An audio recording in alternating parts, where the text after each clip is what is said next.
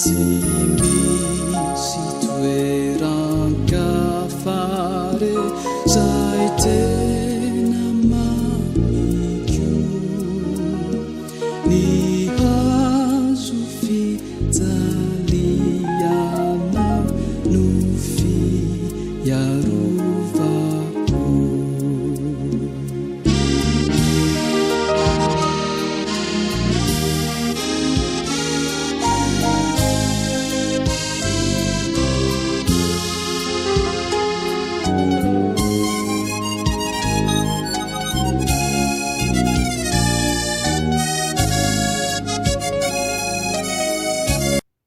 Iara ivavaka asika rehetra tompoko, sotranao indrindra zahay ry Andriamanitra rehetra zanaka fanahy masina, no ity fotoana sarobidy loatra aminay ity, fotoana iaino anay ny teninao, ny fampianaranao mba hanananay firaisanay na tanteraka aminao, hitombony finoanay sy ny fahalalanay tsara anao Kristy Jesosy. Efa niaritra ny mangidy indrindra ianao Jesosy teo amin'ny hazo fijaliana noho ny fitiavana anay. Lehilahy oro sady zatra fahoriana, zany no ilazanao ny tenanao tamin'ny vavan'Isaia mpaminany zay nampilazainao zany, ary zay mpianatra ao koa dia nampianarinao tsara fa tsy azo ekena ho mpianatra ao raha tsy mitondra ny hazo fijaliana. Tsy mora izany Jesosy, am'izao andro mpahoriana izao, andalova mpahoriana avokoa ny olona rehetra, misotro ranomaso azy zany ankabeazany maro. So ihany fa teo ianao Jesosy, mitondra ny fahorianay, nivesatra ny aretinay, ary mamafa ny ranomasonay, ary mitondra vahaolana, mitondra fifaliana, mitondra fiadanana ho anay. Sy fiadanana am'izao fiainana zao ihany, fa ny fiadanana marak'izay. Avy efanay masinao, anapaka ao am-ponay, alalanay na tsarobidiny zany fahoriana sy fijaliana ary fahafatesanao zany, zay anananay fiadanana ankehitriny.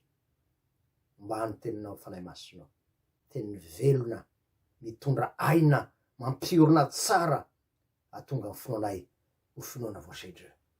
Ny anaran'i Jesosy. Amen. Ny voalohany indrindra ry havana dia misaotra an'Andriamanitra isika mahazo ity fotoana ity indray zay ianarantsika ny tenin'Andriamanitra. Ny fampianarana soratra masina zay nofidiko ho zaraina amintsika dia mitondra ny lohateny hoe ny fahoriana sy ny fiadanany mino. Ny fahoriana sy ny fiadanany mino. Ho zaraintsika telo mazava tsara izao fampianarana soratra masina zao a. Ny voalohany dia ny fahoriany mino, ny faharoa kosa dia ny fiadanany mino, ary ny fahatelo dia ny fifandraisan'ny fahoriana sy ny fiadanana eo amin'ny fiainany mino. Ho jerentsika avy hatrany ny fizarana voalohany dia ny fahorian'ny mino. Ny fahorian'ny mino ity koa dia azo adika koa hoe azo fijalian'ny mino.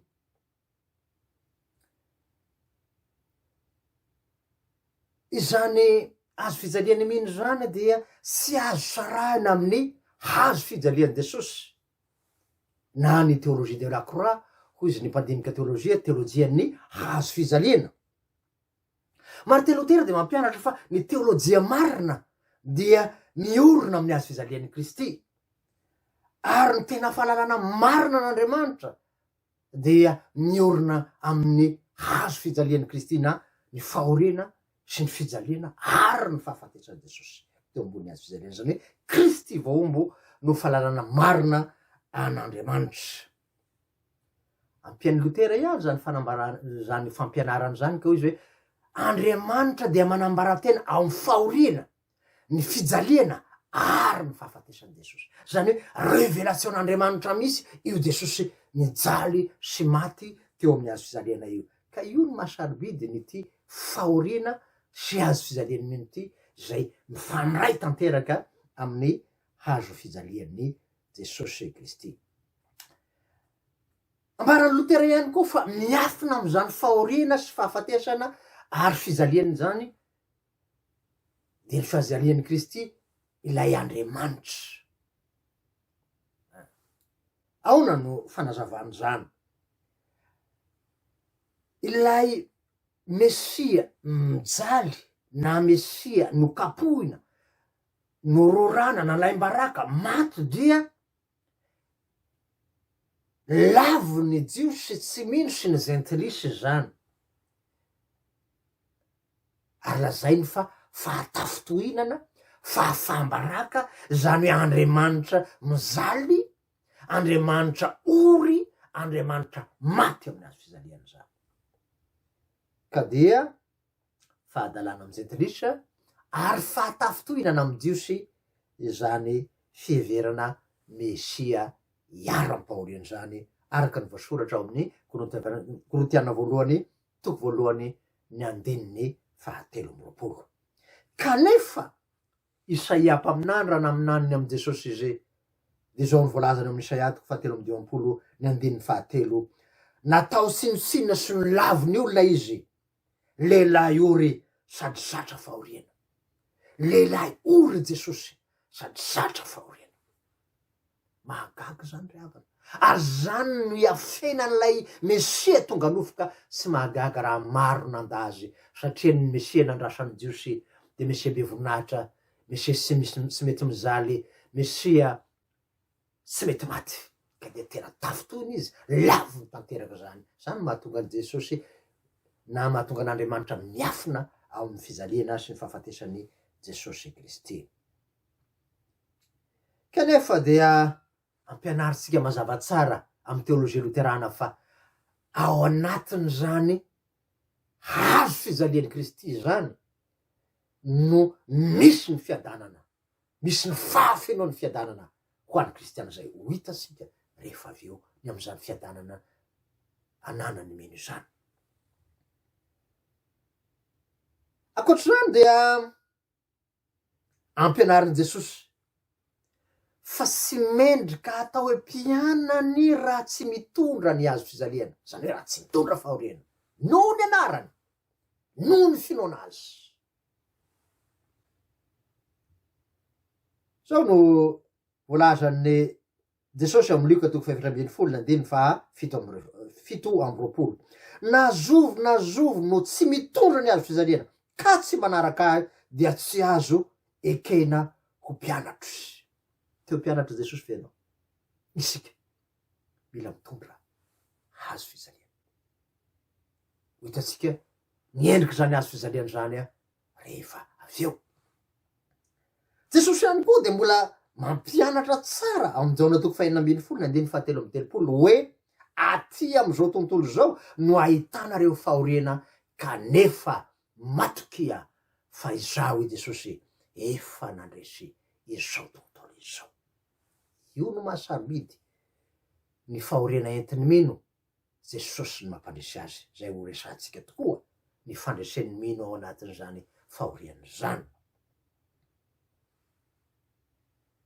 Paoly apôstôly de manindry mafy zany koa amin'ny Filipiana 1:7 ka hoy izy milaza izany fa ianareo efa nomena noho ny an'ny Kristy tsy nihino azy ihany fa ny iaram-pahoriana koa noho ny aminy Filipiana 1:7 ay tsy nantsoina hino an Jesosy ihany tsika fa nantsoina koa iaram-pahoriana noho ny fijoroanao amin'ny finoana sy ny fahatokina an Jesosy ho tompo sy mpamonjy ny fiainanao sarobidy zany liavana satria maro ny mihevitra fa rehefa mino an Jesosy de tapitra hatreo ny sasan'ny fahoriana tapitra ny aretina tapitra ny problema fa de fiadanana rano fotsiny fahasambarana tsy misy to azy tapitra irina satria manana an Jesosy ilay fahafenoana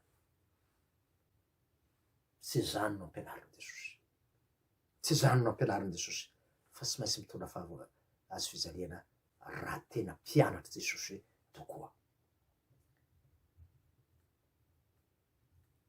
misy ny mihevitra koa fa ny olona tsy mino ihany no iaram-pahoriana ary ny fiangonana na ny olona mampianatra ny teolozian'ny voninahitra théologie de la gloire sy ny teolozian'ny fahombiazana na théologie de la prospérité de mampianatra izany fampianaran-diso zany fa rehefa manana an Jesosy ianao de veloma ny fahoriana tsy misy ny aretina tapitra hatreo fa tena paradisa an-tany tsy mariny zany fampampianarana zantoko zany.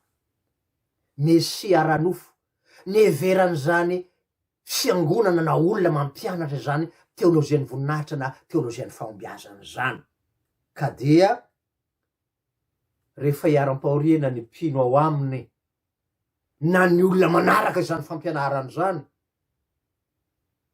dia kivy neveriny fanilazan'Andriamanitra, manome siny an'Andriamanitra, miala tanteraka amin'ny finoana azy, satria tsy fantany ilay teoloziany azo fijaliana zay teolozia marina, teolozia azo antoka, teolozia tena misy famonjena feno sy tanteraka.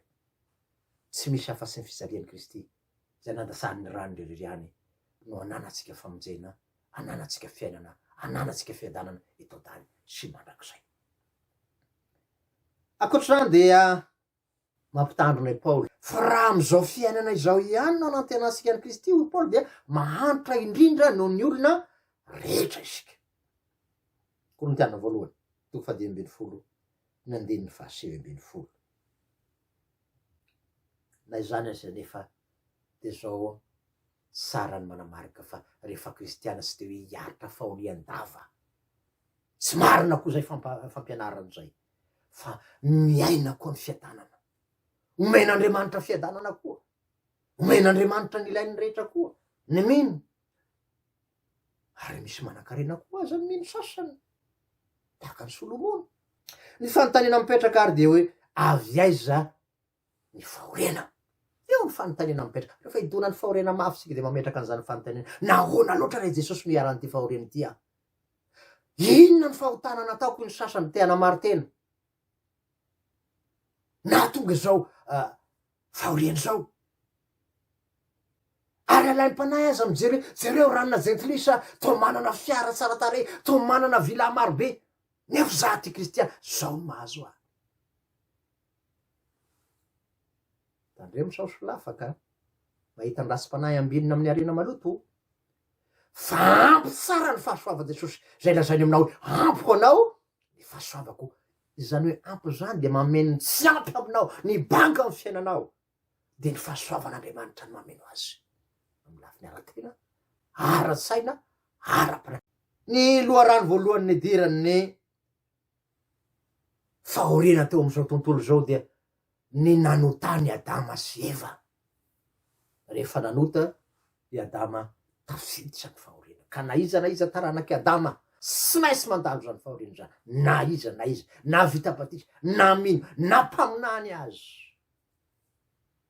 Reo mpaminany maro zay niara-pahoriana isan'izany ry Jeremia, isan'izany ry Paoly apôstôly, isan'izany reo apôstôly 12 lahy zay 12, ary ny 12 de saika maty martyra avokoa.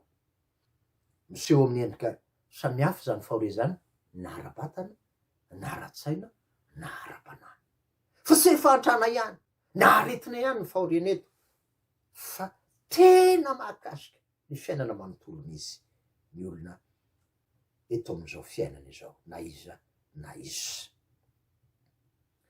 Misy arak' zany ny mihevitra fa rehefa mpanan-karena de tsy misy fahoriana. Tsy marina zany, tsy marina zany, fa maro reo mpanan-karena zay atao hoe miliardera misy aza no mamboy fo ka mamony tena.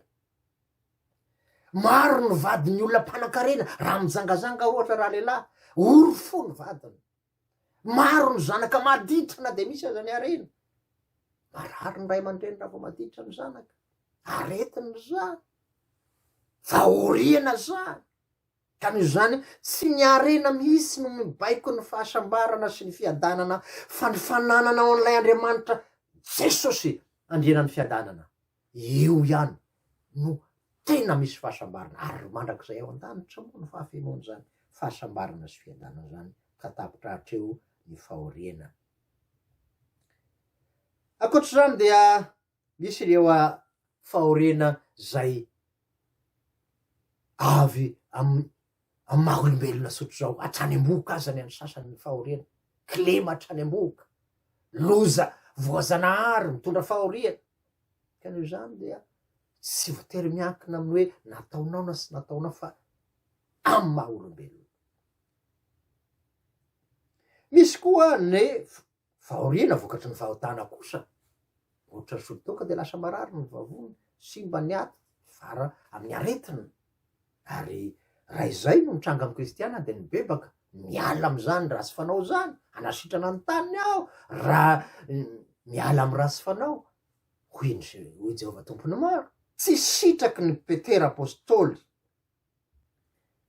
ny olona mijaly noho ny fahotana, ka hoy izy amy Petera voalohany toko faefatra andiny fadimy folo, fa aoka tsy hisy aminareo izy zasy satria mpamono na mpangalatra na mpanao rasy na mpiraharany any olona. Ary ny obolana koa de mampianatra amin'ny obolana toko faharoa amby roapolo ny andiny fahavalo, zay mamafely koa de izy iza fahoriana. Ka noho zany mandiny tena ihany tsika raha idonan'ny fahoriana, hoe sao de ny nataoko ihany ka tokony ibebahako. Misy koa ny avy amy devoly na olona ampiasain'ny devoly mampiditra fahoriana, na mampiditra aretina, na mampiditra olana amy fiainany olona anankiray. Tena hainy devoly tsara zany. Luka toko fahatelo ambin'ny folo andininy raiky ambin'ny folo ka hatramin'ny enina ambin'ny folo. Akoatran'izany anefa de misy koa lay fahoriana avy amin'Andriamanitra. Tena Andriamanitra misy no niaviany ilay fahoriana. Na kapoka io, na fizahan-toetra io. Raha kapoka io de mety vokatry ny fahotana koa. Feno an'izany ny soratra masina. Zanakatena no anarina, kapohina faizina. Fa misy koa fizahan-toetra, ny fahoriana, zahana toetra amin'ny fahoriana. Mino.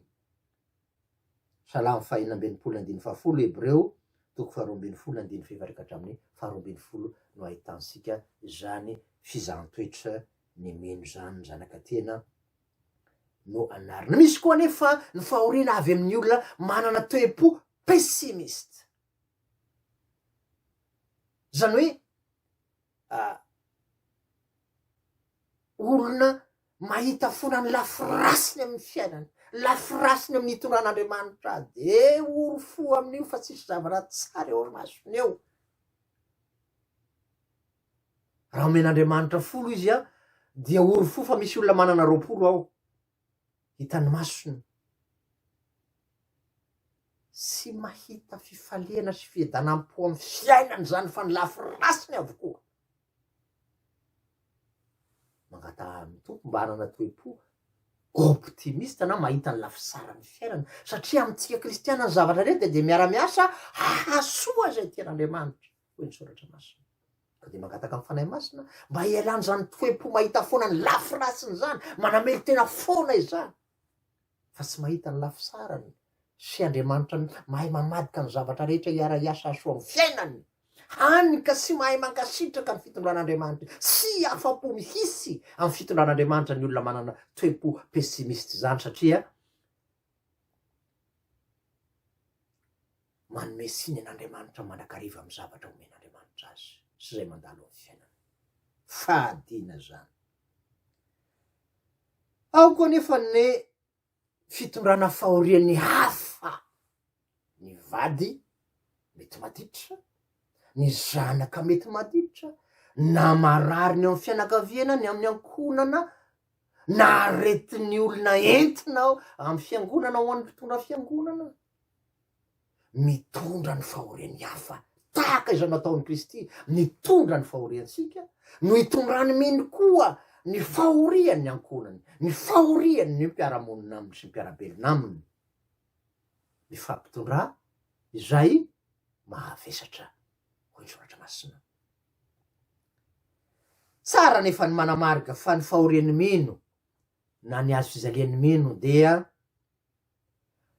tsy vokatry ny fahotana akory, fa vokatry ny fijoroany amin'ny finoana, vokatry ny fahatokiany an' Jesosy. Enjehina noho izany izy, ankahalaina noho izany izy, ny devoly manao zay amelezana azy, ny fianakaviana na ny mpiara-miangona zay tsy mijoro tsara, de mitondra fahoriana na amin'ny fo, na amin'ny saina, na amin'ny vatana, na amin'ny fanahin'ny olona. Zay mijoro tsara ho halan'ny olona rehetra ianareo i jesosy noho ny anarako sambatra zay anjena noho ny fahamarinana hoy jesosy. Ka dia azo antoka fa jesosy efa niaram-pahoriana teo alohanao de tena ho halany sy anjeny koa ianao noho ny anaran' jesosy, ary zany nanjony apôstôly rehetra ho isika teo niaram-pahoriana, ny kapoka, ny torabato, ny famonoana ho faty martiora misy azy, kanefa tsy miova sy nivadika ireo apôstôly reo fa nahatoky hatramo fahafatesana. Ianao koa ny fikendreniny zao ty fampianarany zao de ny ahatonga anao hahatoky hatramo fahafatesana, na inona fahoriana, na inona midomo, na inona miantra. Paoly apôstôly de mampianatra mazava tsara amy Romanina 12 iza no asaraka antsika amy fitiavany Kristy, fahoriana va, sa fahantrana, sa mosary, sa loza, sa sabatra, eny hatramo fahafatesana aza, tsy misy mahasaraka antsika amy Jesosy Kristy ilay tiantsika, tsy misy za. Matoky fahoriany zao fampianarany zao ianao de anany zany fanekimponoana matanjaka nananany apôstôly Paoly zany hoe tsy misy mahasarakay aminao Jesosy, na inona eny eo an-tongotrao no ialako aina. Ka amizay ianao de azo ny teny mamiraty zay hoe avia ianao lay niaritra ny fahoriana, indira ny fifalian'ny tomponao. Ny fanontaniana mipetraka nefa dia ahoana ny fomba fitondrana izany fahoriana zany, ny fomba fiatrehana izany fitondrana fahoriana zany, na zany fitondrana hazo fizaliana zany, inona no atao? Ary ny fanontaniana fahoriana de ahoana ny fomba andresena izany fahoriana izany, satria misy fakapanahy ao anatin'izany fahoriana zany, misy fizahan-toetra ao anatiny, mila miady zany ianao ao anatin'ilay fahoriana. Inona ny fitaovam-piadiana hitanao mandresy ny fahoriana, entanao maritra hatramo fahafatesana, na inona fahoriana, na inona fa mora ampitenena zany hoe mahareta hatramo fahafatesana zany. Fa raha tsy manana ny fitaovana omen'Andriamanitra anao hoentinao mandresy ianao de milaza aminao fa tsy misy horesy ianao, tsy maintsy horesy ianao. Ny voalohany de zao, tsy ny herinao na ny heriko fa ny herin'ny Kristy no entinao mandresy. Ny fandresen'ny Kristy tamin'ny isanganany tamin'ny maty, io reriany no fototra ny fandresena. Raha misaraka amiko ianareo Jesosy de tsy mahay manao na inona. Araka ny tenin Jesosy teo fa lazaisika tsara ny hoe am'izao tontolo zao nahitanareo fahoriana, nefa matikeo Jesosy fa za fa nandresy izao tontolo zao, ka de mampandresy anao koa izy. Ny apôstôly Paoly amy Romanina 12 de manindry zany koa ny hoe manotra noho ny mpandresy itsika, plus que vainqueur, lazany teny frantsay azy. Zany hoe ny mpandresy fosy de mety mpandresy ianao androany, mety ho resy rapisy, fa ny plus que vainqueur lazainy Paoly apôstôly de zao mandresy mandrakizay ianao, mandresy mandrakizay ianao, satria ilay mpandresinao de Kristy Jesosy efa nandresy ny fahavalo rehetra, ary mpandresy mandrakizay. Ary eo no mahavaly zay le manoatra ny mpandresy. Romanina 12:17. Zay le manana an Jesosy ao anaty, Galatiana 2:2-20. Tsy zao intsony no velona fa Kristy no velona. Ao anatinao Jesosy velona, lay nitsangana tamy maty, de izy mampandresy anao, na inona fahavalo, na inona fahoriana, na inona fakapanahy, na inona asany maizina. Ny antony de efa nambarany Isaia mpaminany lazasika teo, Isaia ao 7:2-4 dia naminanina amy Jesosy izy fa nitondra ny aretintsika tokoa izy, sady nivesatra ny fahoriantsika. Zany hoe fahoriana iainanao efa noentiny Jesosy teo amin'ny hazo fizaliana, mino azy ianao, matoky azy ianao, de zao ny fandreseny omeny ianao zany, ny vahaolana omeny ianao zany. Mpandinika teolojia anankiray zay nampianatra fa eo amy Jesosy nitsangana amy maty io izy ny vahaolana amy fahorianao rehetra. Ao amy Jesosy nitsangana amin'ny maty no vahaolana amy fahorianao rehetra. No zany de zao mamikira tsara amin'ny hazo fizalian'i Kristy, mialofa tsara ao ambanin'io zany mahatonga ny ilatsika hoe maniry mafy aho ry Jesosy tompo ialika eo ambany hazo fijalianao, tsy misy toeran-kafa zay tena mamiko raha tsy eo ambany hazo fijalianao. Antony eo ianao ny vaovena eloka, eo ianao manana ny fihavanana amin'Andriamanitra, la atao fiadanana. Ka noho zany dia aza matahotra raha matoky an'io Jesosy io ianao, de izy no iantoka ny fiainany. Manana fikendrena Satana rehefa mampiditra fahoriana izy.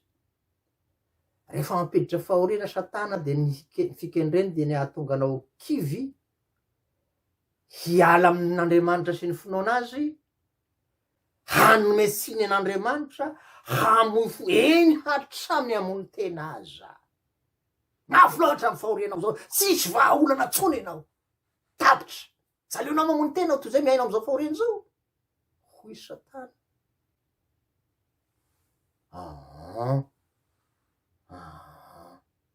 tohero izy, hoy ny soratra masina, ary miorena tsara amy finoana, tasio avokoa ny fiadian'Andriamanitra.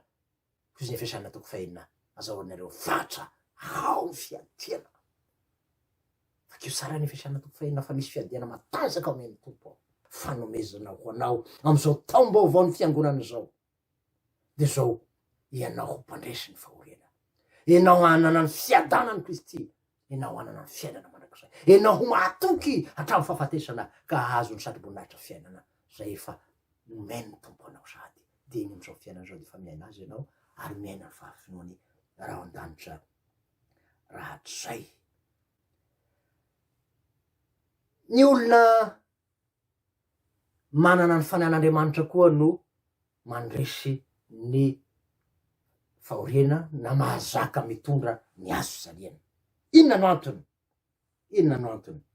Izany fanahin'Andriamanitra zany mitondra anao hino an Jesosy Kristy, hitodika amin' Jesosy Kristy.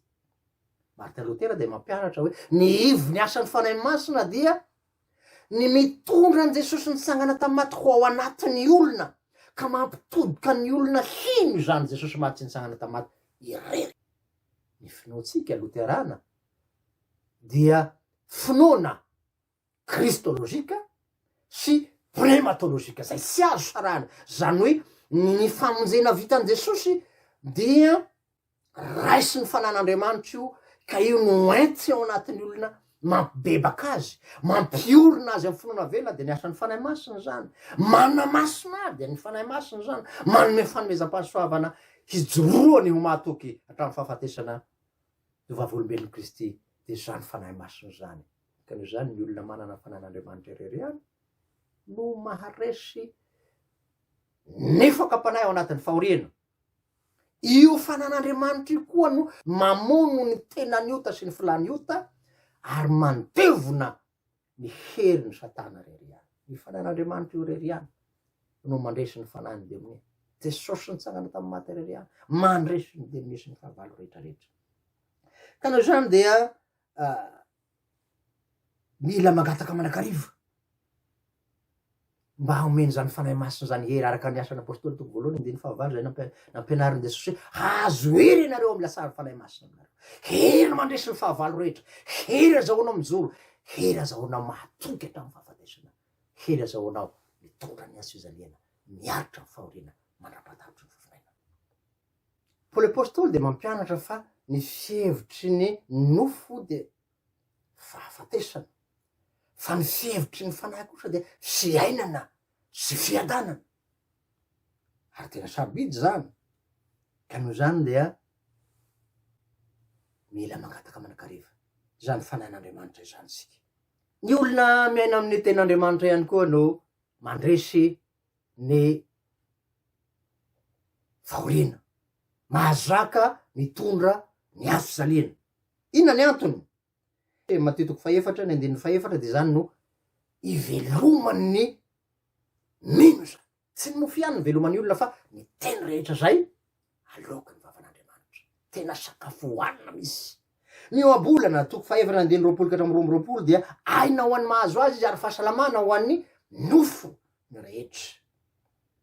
ny efesiana toko fahenina araka nefa voalazantsika teo ny andiny fafito ambiny folo dia sabatry ny fanahy no entina miady amy fahavalo, mandresy ny demonia, mandresy ny fahavalo rehetra, ary tsy vitan'izany ihany fa izany ten'Andriamanitra zany no mamboly ny finoana velona, manorotoro ny fovato ho tonga fototokanana fiainam-pibebahana. Ka tena sarobidy zany tenin'Andriamanitra zany araky nylazan'ny Paoly apôstôly azy hoe ny finoana de avy amy toroteny, toroteny de avy amy tenin'ny Kristy, zany hoe ny tenin'ny Kristy ny ananana finoana voasedra ary miorona tsara, masiorona, matanjaka, tsy lozilozona, tsy mora zany, fa mila miaina izany tenin'Andriamanitra zany, tsy mamaky ihany, tsy mitory ihany, fa iainana, fa tsy mpitaribato filambava, hafa ny toriny, hafa ny zavatra iainany, de zany natao hoe mpitaribato vilambava. Tsy ianao koa zany fa olokafy zany, fa ianao de miaina sy mivelona izany tenin'Andriamanitra zany, manoa sy manaza ny fahamasinany zany tenin'Andriamanitra zany amy fiainana manontolo. Ny olona manana fiainam-bavaka koa sy ny fiainam-pibebahana isan'andro no mandresy ny fahorena, mahazaka ny azo fizaliana. Ny mpanao salamo dia milaza ao amy salamo fa dimampolo ny andininy fadimy ambiny folo, zay ny tompo moa no miantso antsoy amin'ny andro fahorena de amonjy anao aho ka anome voninahitra ahy ianao. Tena mila miantso, mila miaina amy fiainam-bavaka, mila mivavaka sika satria zany koa no mandresy ny fakapanahy zany. Bava manakarivo ianareo mba tsy idiranareo amin'ny fakapanahy. Ty toko faina amby roapolo ny andininy faha raiky amby efapolo, Romanina toko faharoa ambiny folo ny andininy faharoa ambiny folo. Zany vavaky zany de ananasika fifandraisana amy Jesosy na firaisanaina, communion de vie amy Jesosy, tsy fandraisana sy tapaka aminy ka tena misy relation intime, fifandraisana kaiky sy velona amity Jesosy ty amin'ny alalan'ny vavaky sika, ka mahatonga an'ilay andrinan'ny fiadanany de Kristy anjaka tanteraka amy fiainatsika. Ny zava-misy matetika nefa de zao rehefa ao anaty fahoriana tokoa ny olona de tena vavaky zany, tsy misahatra zany vavaky zany, ranomaso moa zany, fa rehefa vahazo amizay valim-bavaka adiny Jesosy, indray ara ny alahady mety tsy hita, fa tsy amin'ny andro fahoriana ihany ny antsoanao an Jesosy, fa amin'ny andro mpiainanao manontolo, fiainam-bavaka, firaisana amin'Andriamanitra velona, eny fahamasinany fitorantena koa azy. Ary zany idilatsika midikana manaraka fa ny olona mifady ny ota tsy milalao ota. Amizao de manaja ny fampianarana hoe mbany fahasoavana tsika ka de azo atao daholo zao fahotana rehetra zao, fa tsy manino zany rehefa mino anao de ataovy zay tianao atao. Tsy marina zany. Halan'Andriamanitra ny fanompoam-pivavahana, haroaroa paratsiana. Ano zany aoka ho masina nareo ny soratra masina, satria masina Jehova Andriamanitra reo. Isaia toko fahadimampolo ny andiny voalohany ka hatramin'ny faharoa, de zao no lazainy Jehova hoe ny tanan Jehova re tsy foy fa mahavonjy, ny sofiny tsy lalidalovana fa mahareny io tarainanao isan'andro amy fahorena io, fa saingy ny heloka reo, io no mampisaraka anareo amin'Andriamanitra reo, ka de tsy miaino ny fangatanareo izy, ka de raha lavalava ny fizahan-toetra de ny fibebahana ihany, fa tsy ny fanomezantsiny an'Andriamanitra, ny fialana amy fahotana ihany, ny fiainana amy fahamasina mpitondran-tena ihany, tsy mora zany, mila faharetana zany. Faharetana hatramin'ny fahafatesana. Maro vokatry zany no tsy maharitra raha atao hoe mila faharetana dia maro ny tsy maharitra. Inona vokatry ny tsy faharetana ary? Ny faharetana lazainy eto de sady miaritra no maharitra hatramin'ny fahafatesana. Faharetana eto de lazaina amy tena frantsay telo no mampiavaka azy: ny patience, ny endurance ary ny persévérance. Tena sady miaritra ianao, maharitra hatramin'ny fahafatesana ianao, ary mahazaka zany faharetana zany ianao. Tsy mora. Raha tsy Jesosy miaraka de tsy vita zany. Vokatry zany dia maro izy te hiaritra, ka lasa miematra amy finoana, lasa manao mpisampy, misy olona ampiasainy devile mandehana amy ranonary amin'ny eo aretinao sy faorianao fa andro rano fotsiny de vita 2 minitra io de rava de lasa tokoa ny mandeha amy dadarabe na mamarabe na sy zany fa ary amy fiangonany ranonarifa fa manisaka ny tokony ambaravarinao vita teo ny aretina afaka ny olana vola ve tadiavinao sa inona tadiavinao azonao atao fiangonanay io satra tongava ty amy fiangonanay misy impito imbalo impolo miova fiangonana impolo atao batisany sasany fantatro zay nao koa iny apôstôly paoly ary io le fikendrena am'izao fampianarana zao de ny afantaranao zay inoanao ka io renanao tsara am'zany inoanao zany mba ho mpanompo matoky anao ka tsy ho voazongozona am'zany fampianarana sandoka zay taonanao amy fomba maro samihafa zany ary tenin'andriamanitra no ampiasaindreo io natao martelotelo parole de nature ahodiny io tenin'andriamanitra io satanana mitakany eva de tenin'andriamanitra no nahodiny matitoko faefatra zay nakany de voly fanahy an jesosy tenin'andriamanitra no entiny ary zao mety olazainy am'ilay tenin'andriamanitra entiny tsy renao ve lay tenin jesosy hoe mangatady omena enao zao fipirina gataka tsy nahazo miala amy jesosy io fa io fiangonanao koa misy aza ny tena tsy mahomby tsy renao ve anso eo amin'ny andro mahory teo valika ianao zay le tenin'andriamanitra oentiny ka no zany alan jesosy ianao io miala taminy ianao manompo asampa io sasany manompo sampy sady eo amy jesosy any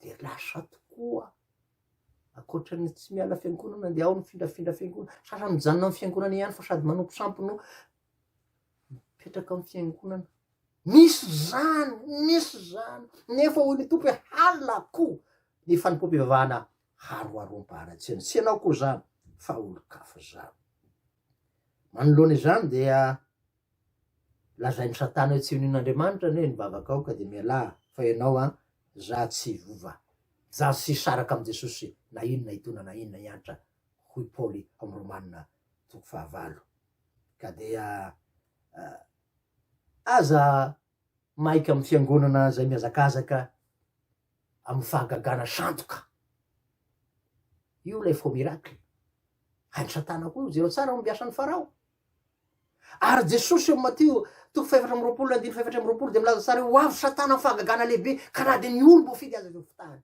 misy koa ny fanasitana ny sandoka zay atao pseudo guérison zany hoe satana ihany miditra mampiditra aretina no sady manala n'lay aretina de mampiditra aretina hafa koa de le teo miala fampidirany karazana aretina hafa de hoe nao masitranao fa vo maika voafato satana am'lay pseudo guérison voafato satana am'lay fahagagana sandoka fa na de tanteraka aza ny teny reny mpaminany sandoka reny ny jehova aza manaraka azy fa mizaha toetra nareo na miorona amy fitiavana azy ianareo na tsia hoy jehova andriamanitra aro zany dia miorena tsara na inona fahorena mandalo sy miantra fa lainga sy fitaka avokoa hoe reny hoy jesosy Mateo 4:24 ka hatramin'ny 4:9 zany de tsy maintsy miaritra hatramy fahafatesana ny mino amy fanarahana an jesosy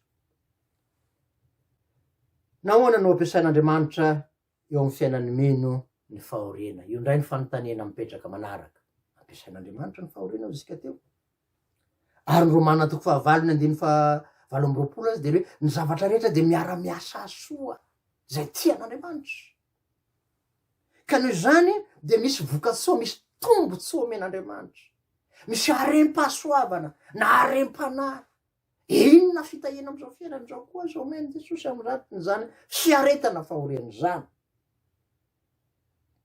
ny fahoriana hoentin'andriamanitra ahatonga ny mino ho madio fanadiovana fanavaozana ahatonga anao tena olona vaovao fanefena ahatonga anao olona voatesy ahatonga anao madio sy masina eo anatrehan'andriamanitra ho masina sy mamiratra ka toy ny volamena voasedra ka de hanana finoana voasedra hoy ny mpaminany Malakeo Malateo 7:7 milaza izany hanadio ny taranaky levy izy sy handrendrika azy toy ny fandrendrika volamena sy volafotsy ka dia ho any Jehova ireny ho mpanatitra fanatitra amy mpahamarinana ny zanaka tiananao anarina sy faizina kapohina fa raha sy faizina ireo de zaza sary ho nobolany 7 Hebreo 2:12 apokalypsy toko fahatelo ny andiny fahasivy ambin'ny folo, salamy fahavalo ambin'ny folo am'zato ny andiny fahavalo. Ka fitiavany zany raha ny zanasika maditra sy kapohina tsy anarona fa avela am'izay ataony ihany na misotro izy de avelanao misotro, mifokarongolo de avelanao mifokarongolo, tsy anaronao misotro asidra izy avelanao misotro asidra fa tsy maninona io de ho faty tokoany izy. Fitiavana zany io ho an'izay mivily de ahisy izy kapoky zany, ho an'izay mazoro de zay vola fakofako na volamena sy tena volamena de dorana amin'ny afo zany. Tahaka ny fanendrika volamena, miala avokoa tsy volamena fa volamena mamiratra ny siseho. Raha notaninao volamena hoe ahoana na mpamiratra anazy io dorana amin'ny afo io, kapohina io, lumena io, asina sidra ialany fakofako tsy izy. Ary ho an'ny mpanevo volamena mba nahita ihany mijery ihany, rehefa tena avy nidorana io de mba lasaky ny amy rano ihany izy io rehefa avy eo. De izay alasaka amy rano zay de rehefa avy nandalo fahoriana ianao ampidirin'Andriamanitra amy rano mangatsiatsika amizay, afaka ihany lahy lay fahoriana. Eo lay valimbavaka, eny eo lay valimbavaka, fahafahany lay fahoriana fa tonga ny fiadanana, tonga ny fifaliana avy amy Kristy Jesosy. Ka dia ny mpanao salamy moa de mahita tombony am'izany fahoriany zany. Salamy fahasivy ambin'ny folo am'zato ny andiny faha raiky amby fitopolo. Soa ihany ao nampariana hianarako ny didinao, nahatonga azy hitandrona ny didin'Andriamanitra, tsy lalao fahotana ilay fahoriana niatra taminy. Raha ny olona efa kapohina amy fahoriana mbola tsy miova fa mbola mitohy amy lalandrasiny ihany dia ho faty an'izany sanatria zany tsy anao koa zany.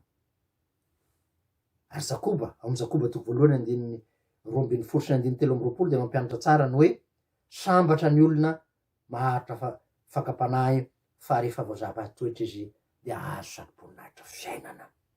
Mahazo sarom-poninahitra fiainana io ny soa indrindra am'ty fiaretana fahoriana ity, ka lasa manana fahamatorana ara-panahy ny olona nandalo fahoriana sy mitondra azy fizaliana, manana maturité spirituelle amin'azy, matotra ara-panahy, tsy miozongozona izy na iza fampianarana amin'ny voatonga na inona milaza izy milaza azy manana fahagagana sy fahitana de zao tsy miova izy satria matotra ara-panahy izy. Finoana voasedra, finoana tsy miozongozona, finoana velona, finoana matanjaka, maharitra ary mahay mampahery olona koa anatin'ny fahoriana. Inona ary ny fampaherezana ho antsika zay mandalo fahoriana na mitondra fahoriana? Fampaherezana voalohany sy toky ho antsika de zao: hitan'Andriamanitra ny fahoriana. Ianao rehefa hidonan'ny fahoriana de miteny matetika hoe mba hitanao ve zao fahoriako zao Andriamanitra, adinao ve aho Jesosy io? De hoy Jehova ao amin'ny Exodosy toko fahatelo andiny fafito ka hatramin'ny fahavalo, efa hitako ny fahorian'ny oloko de efa hidinao zao hamonjy azy. Hitany io fa mila anao miatoraka amy bebaka eo an-tongotra. Henin'Andriamanitra ny fitarailanao, io ny hery ho antsika. Salamy raiky amby sivy folo andiny fahadimy ambin'ny folo, zao ny voalazan'ny tompo ao: hianso ahy izy de hamaly azy aho, ho eo aminy aho raha ory izy hanome hamonjy sy hanome voninahitra azy aho. Ho eo aminy aho raha ory izy. Eo anilanao Jesosy. Raha mitoloky ianao anao zay misotro ranomaso, manana lahelo, mety ho amy tenanao manokana zany, mety ho amy vadinao, mety ho amy zanakao, mety ho amy manodidina anao, hitan'Andriamanitra ianao misotro ranomaso io, ranomaso bibibana eo an-tongotry ny tompo no ilainy aminao mba azahoany miditra amy fiainanao sy mamaha ny olanao. Tsy andao anao mihitsy ao ny tompo na afoy anao akory, tsy andao anao mihitsy satria anao mihatra hoe anylozan'Andriamanitra, devolo manamelika anao nylozan'Andriamanitra ianao matao hidonan'izao fahoriana zao. Hebreo toko fahatelo ambin'ny folo andiny fahadimy. Tsy andao anao mihitsy na afoy anao akory ny tompo. Mpamonjy morazo indrindra izy de Jesosy zany. Salamy fito amby zato ny andininy fahenina, salamy enina amby efapolo ny andininy voalohany. Tena mpamonjy morazo indrindra izy. Jesosy no anomenao fisaharana. Matito toko raiky ambin'ny folo ny andininy fahavalo amby roapolo. Makarisa ty amiko na rehetra miasa fantatry sy mavesatretana fa izaho anareo hanome anareo fisaharana. Jesosy io mampionona anao koa. Jesosy mampionona anao rehefa misotro ranomaso ianao. De hoy ny apôstôly paoly mampianatra antsika amin'ny Korintianina faharoa toko voalohany andiny fahadimy ka hatramin'ny faha 1 fa araka ny habeny fizalian'i Kristy miatra aminay no habeny fampiononana anay kosa amin'ny alalan'i Kristy. Andriamanitra mpampionona aza malahelo ny fonareo hoy Jesosy ilay tiantsika. Malahelo ve ny fonao, maratra ny fonao, manana ady mavesatra ianao, mialofa eo ambany azo fizalian'i Kristy mba hamahay olo anao. Ny tompoko de mampianatra, mampahery, lazao amizay reraka ampo hoe mahereza aza matahotra, maherizy ianao aza matahotra. Reraka ianao, sasatra anao, lazao amizay reraka ampo hoe mahereza aza matahotra. Hoy ilay tianao indrindra, mampahery anao amin'ny fefeny fitiavana. Mahafaly koa de zao, asian'Andriamanitra fetra ny fahoriana. Hoy ny apôstôly Paoly amin'ny Korintiana voalohany toko 10 ny andiny 17. Zao ny lazana azy. Fantatr'Andriamanitra izay zakasika, koa noho izany dia tsy hamela ansika halaim-panahy mihoatra noho izay zakansika. Fantany ny zakasika. Rehefa fantany hoe ampy zay, aleo esoriko amizay ty fahoriana ty. Ka noho izany dia mahereza. Fafan'Andriamanitra ny ranomasonao rehetra. Jesosy mpamafa ranomaso. Apokalipsy 1:24, Isaia 2:24, ho fafan'Andriamanitra ny ranomaso rehetra. Tahaka ny nataony any Maria nitomany teo amin'ny fasana. Dia hoy Jesosy tamin'ny Maria, ry Maria, aza mitomany. Ho anao zay mitomany, Jesosy hamafa ny ranomasonao. Hampitrakanao izy, hampifaly anao izy, hiditra amin'ny ankonanao, hiditra amin'ny fonao zay sasatra izy, ka nomeanao fisaharana. Raha miaraka amin'ny Jesosy ianao. De hoy ny mpanao salamo aminao, salamo 5:20 mandeha mitomany mitondra voafafiny izy, fa iverina mitondra ny amboarany amin'ny fiobiana. Mandeha mitomany amin'ny fiobany ianao, kanefa mitondra fiobiana, de fiobiany olona voavela heloka sy ny olona voavonjy sy ny olona mandova ny fiainana marak'izay. Hay reo olona mandova fiainana marak'izay reo. Raha nanontany no apôstôly, izy reo mitafy akanjo fosilava mandova lanitra reo, de hoy ny tompo taminy, reo no avy tamin'ny fahoriana lehibe ny akanjony nosasany sy nofisiany tamin'ny rano zanak'ondry. Apokalipsy 7:3-20. Ka noho izany dia miareta fahoriana fa ireo mpandova lanitra de olona natoky hatramin'ny fahafatesana, na dia homeny tompony fiadanana. Arak'izany dia manana fiadanantsika, sy fahoriana ihany fa manam-piadanana koa ny olona manaraka Jesosy. Hoy Jesosy am'izao tontolo zao no ahitanareo fahoriana, kanefa de ampianariny koa hoe ny fiadanako nomeko anareo, ny fiadanako no avelako anareo. Zany de mitondra antsika handinika ny amin'ny fiadanana. Inona ny atao hoe fiadanana? Ny fiadanana dia fandikana ny teny hebreo hoe shalom, zay midika hoe fihavanana amin'Andriamanitra. Timoty voalohany, toko voalohany andiny faharoa, Titosy toko voalohany andiny fahaefatra. Fihavanana amin'Andriamanitra ny dikany. Ento milaza ny famonjena amin'Andriamanitra sy eo amin'ny Jesosy Kristy ihany koa zany. Filazana ny fisaharany fanahy koa izany teny zany. Nampasaina ho fanomezana sy ho drano ihany koa izany fiadanana zany, araka ny nomero 4:4. Fihavanana amin'Andriamanitra de ny olona voavela heloka ny atao hoe fiadanana. Ilazana koa ny fifamelan-keloka samy mihena izany fiadanana zany. Ao an-danitra no fahafenoan'izany fiadanana zany. Maro ny mihevitra fa rehefa manan-karena de manana fiadanana. Tsy mariny zany. Manana an Jesosy no manam-piadanana. Avy aiza ary ny loharanony zany fiadanana zany. Hoy ny tompo amin'ny Jeremia 20:12, za mahalala ny hevitra everiko anareo de hevitra tonga fiadanana fa tsy loza. Araka zany dia Andriamanitra no loharanony fiadanana. Araka ny teny Jesosy raha teo amin'ny Jana 4:7 lazasika teo hoe ny fiadanako no omeko anareo. Anaran'i Jesosy ihany koa zany andrianany fiadanana zany, araka ny Isaia 7:5. Ka noho zany dia rehefa manana Jesosy ao anaty ianao, manana ny fiadanana ianao. Ny rano Jesosy no rahan'ny fiadanana satria ny olona voavela heloka no manana fihavanana amin'Andriamanitra, araka nazavasika tery aloha hoe ny atao hoe shalom dia fihavanana amin'Andriamanitra. Ka ny olona voavela heloka no manana fihavanana amin'Andriamanitra. Araka zany dia Jesosy no loharan'nym-piadanana, Titosy toko voalohany andiny fahaefatra. Ny fiadanana koa de famoronana vaovao ataony fanahy masina, araka ny Galatiana 2:10, ny andiny 2:20 hoe ny vokatry ny fanahy kosa dia fiadanana. Ny tenin'Andriamanitra mitondra zany fiadanana zany. Salamo 5:20, salamo 5 na 5 jaona 4:7 zay milaza fa raha manana ny ten'Andriamanitra ianao de manana an Jesosy sy Andriamanitra ray ao anatiny.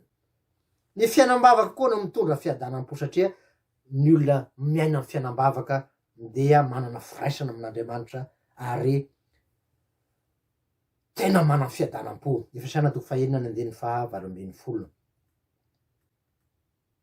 Io zany ny olona tsy manam-piadanana de ny olona tsy manana Jesosy fiadanana, ny olona tsy miaina amin'ny tenin'Andriamanitra, ny olona tsy babo ny fanahy masina, ny olona tsy miaina amin'ny fiainam-bavaka, ny olona milalao fahotana dia tsy manam-piadanana zany. Fa inona kosa ary ny fifandraisan'ny fahoriana sy ny fiadanana. Fitenitsika ihany atao fiadanana sy lasa de lasa ny fotoanantsika. Inona no ifandraisan'ny fahoriana sy ny fiadanana? Mifandray sy miara-dalana tokoa eo amin'ny fiainany miny. Raha manana Jesosy sady babo mifanahy masina ary mivelona amin'ny ten'Andriamanitra sy ny vavaka isika teo ary mifady ny ota dia manana fiadanana ao anatiny ny olona na de mandalo fahoriana azy.